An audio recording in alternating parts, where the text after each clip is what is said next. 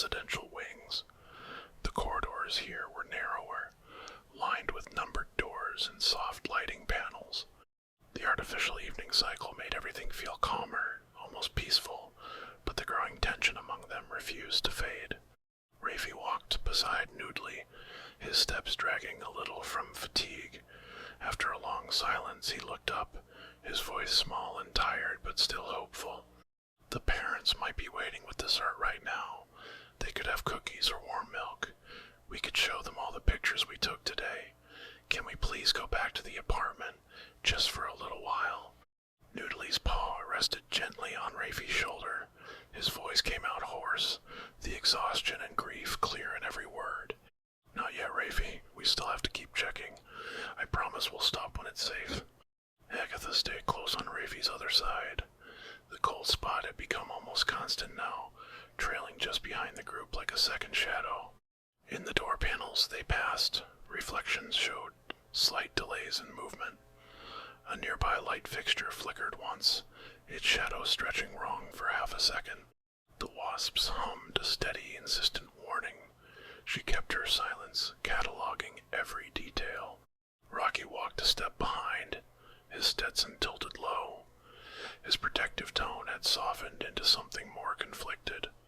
Noodly, I hate seeing you like this. Those folks in the apartment look just like your real parents. They cooked for us, they smiled, they asked about all of us. Rafey's been asking for the same simple thing all day. One slice of dessert with people who seemed happy to see him. Maybe we're the ones making this harder than it needs to be. The kid deserves one normal moment after everything. George nodded slowly, though his optimism was clearly fading. Everything still checks out when Grok scans it. Maybe this time the layer is actually trying to help us rest. Grok continued walking with steady scans. Ambient readings remained within normal station parameters. They stopped at a public message terminal near a small lounge area.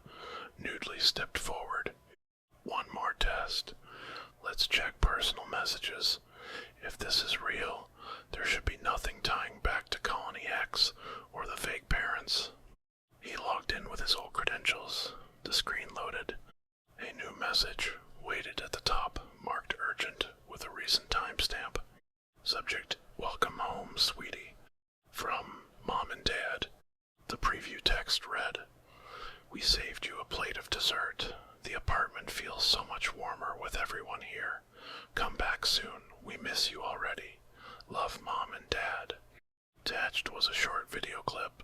It showed Noodly's parents in the apartment kitchen, waving at the camera with warm smiles. In the background, a plate of fresh cookies sat on the table with Rafey's name written on a little card. Rafey leaned in close. His eyes lit up. See, they saved dessert for me. We can go back now, please. Noodly stared at the screen. His voice cracked badly this time, the words choking out as he fought not to break down completely. This never happened. We never got this message. They're putting themselves into every part of our lives. It's not real. Rocky looked at the message, his stubborn defense finally starting to crumble. I don't know anymore. The kid sees his name on that plate.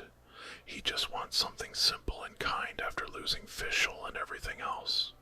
Agatha stepped closer to the terminal. Her voice remained calm and clear. The entity is accelerating. The cold spot is almost constant now. The messages are becoming more personal. It's trying to make this false family feel like the only family we have left. She did not mention the small white shape she had glimpsed again near the ceiling, gliding in slow, calm circles above them before disappearing into a vent. Only she saw it. Grok analyzed the message. Embedded metadata shows inconsistencies. The sender signature does not match historical records of Noodly's parents. Noodly turned away from the terminal. He wiped his eyes quickly with the back of his paw and took a shaky breath. We're not answering it. We're not going back. We keep moving until this layer breaks. As they walked away from the terminal, Rafey glanced back one last time, his voice barely a whisper. I just wanted cookies.